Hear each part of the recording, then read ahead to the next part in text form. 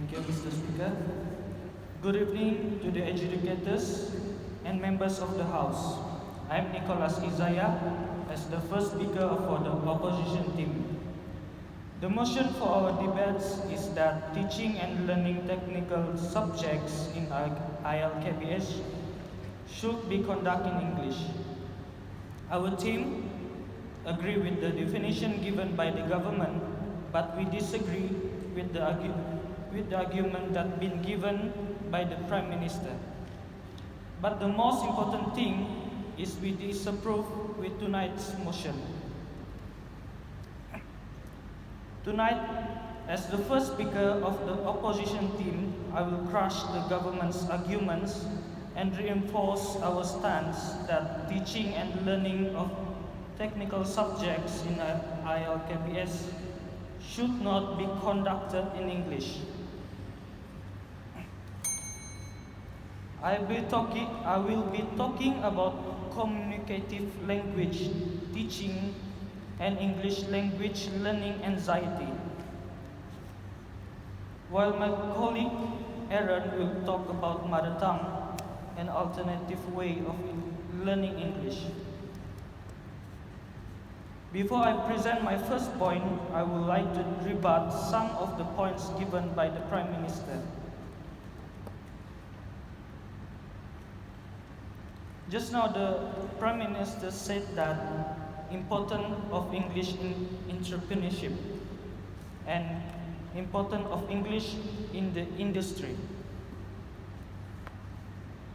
For the entrepreneurship, not all business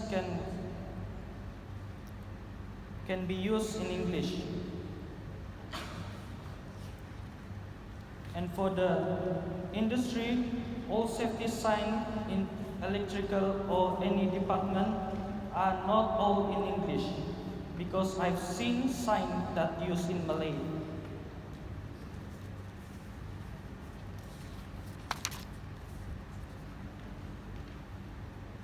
Now I'm going to talk about my first point, that is communicative language teaching is the way to go if we want our students to learn English, not by forcing them to learn English through technical subjects.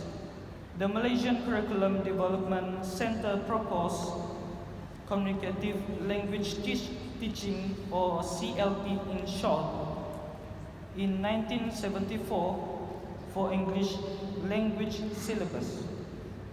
CLT refers both processes and goals in classroom learning with an attempt to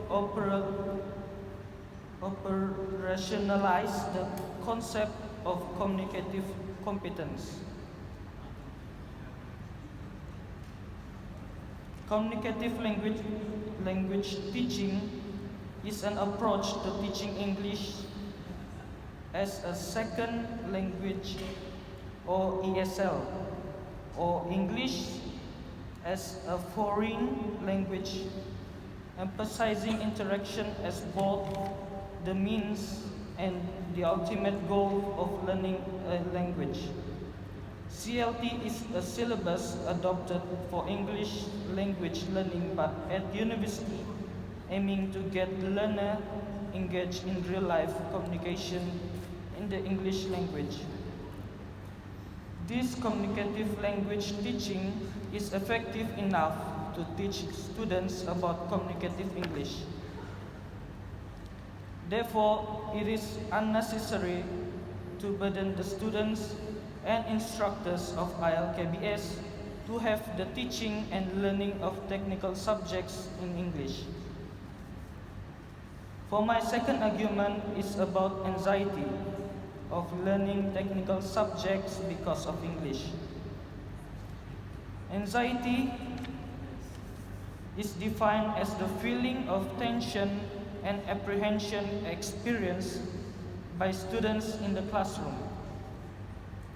To the extent to which students participate actively in the learning process is determined by these two attitudes. Feeling positively towards the target subjects reveals the learner's positive attitude and consequently correlates to achievement as well as successful acquisition in the target subjects.